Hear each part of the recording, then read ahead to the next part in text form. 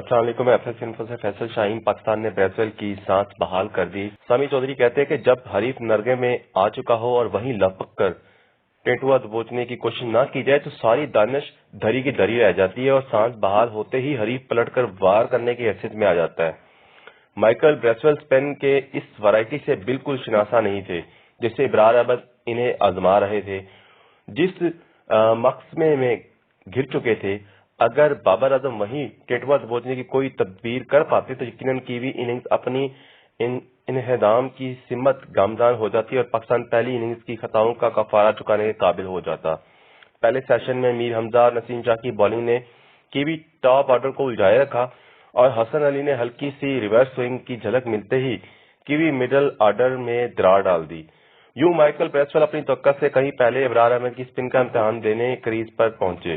یہ وہ موقع تھا جب بریسویل الجھے نظر آ رہے تھے. وہ ابرار کی انگلیوں کو پڑھ کر اسپن کا تدراک کرنا چاہ رہے تھے، مگر ان کی ساری کوششیں مذاق خیز ثابت ہو رہی تھی. اگر حسن علی کا اسپیل ختم ہونے کے بعد دوسرے کنارے سے بھی ان کے لیے اسپن کا جال بچھا دیا جاتا تو معاملات یکسر مختلف ہو سکتے تھے.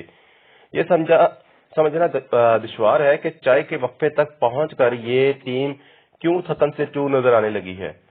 تیسرے روز بھی جہاں سہ پہر کے سیشن میں پاکستانی بیٹنگ بھرپور یلغار پر مائل تھی، جانے چائے کے وقفے کے بیچ ایسا کیا بدلا کہ شام کا سیشن شروع ہوتے ہی اپروچ بدل چکی تھی اور کیوی بالنگ کی جارجیت کے سامنے سر تسلیم خم کر دیا گیا.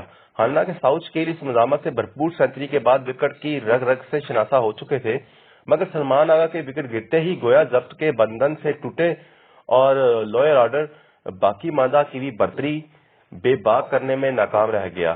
جیسے مایوس کن رن ریٹ سے پاکستان کا نئے سیشن کا آغاز کیا تھا، یہ نتیجہ برحال بعید از قیاس نہیں تھا.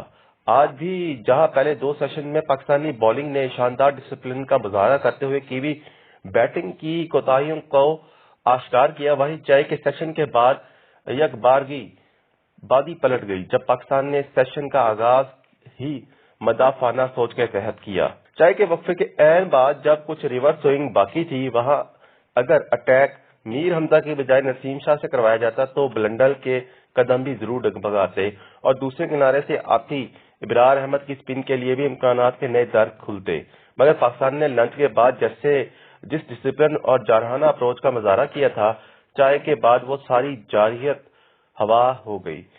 سلپ کے گوشے ویران پڑے تھے، فیلڈنگ باؤنڈریز پہ پہرا دینے میں مگن تھے اور دو کیچز خالی سلپ کارڈن سے اڑتے اڑتے باؤنڈری پار بھی جا پہنچے. جہاں سے پاکستان واپس میچ پہ اپنی گرفت جما سکتا تھا، وہاں بیشتر توجہ اوورز کے بیچ وقت کھپانے پہ مرکوز ہو رہی تھی.